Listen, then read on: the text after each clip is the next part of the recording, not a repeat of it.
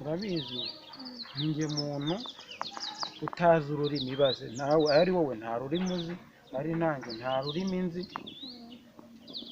urumva rero ntabwo rero kuba tubana gutya twese turinjije mu mitwe nta kintu tuzi ntabwo bigaragara neza nkaba nifuzaga ko rero n'undi usanzwe umpa ku dufaranga nanjye nkaguha tugafatikanya nk'abantu nyine bakundana nifuzaga ko umpa byibura ibihumbi 50 aho nkajya nanjye kwiga indimi. Ukajya kwiga indimi? Uzajya kuzigira hehe? Hari ahantu nyine bigisha ibintu by'indimi n'amategeko y'umuhanda aho kuko njyewe nkunda kugira ikibazo cy'amaso ntajya gutwara imodoka navuze ati byibura nshobora kuba najya kwiga indimi.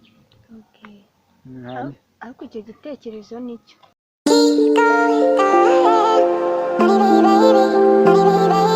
urebye urabizi ko ntazi indimi kandi nawe tubana ntabwo uzizi nyine nagira ngo umpe amafaranga nzajya kwishyura nzige izo ndimi. Ese urabona indimi zizatanga uwuhe mumaro hano muri uru rugo? Ariko sheri tuzi ko hari abantu bajya baza kudusura bo muri famiye zanjye n'izawe ugasanga bari kuvuga ikinyarwanda biri kubagora banavuga icyongereza ntitubyumve. Ese niyo mpamvu ushaka kujya kwiga indimi? Kugira nibazaza baza kudusura ibintu bazaba bavuga tuzaba tumenya ibyo ari byo.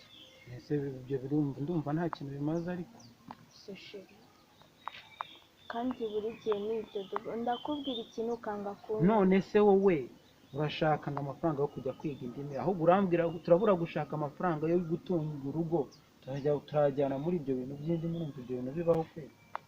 Sheri wajya ureka ariko wajya ushyira mu gaciro kwe? ndumva noneho reka nanigendere ntazi ibintu uri kumbwira. Uyu ugomba kubyumva sheri hujya baya vuba noneho narumiwe ariko garuka nkubwire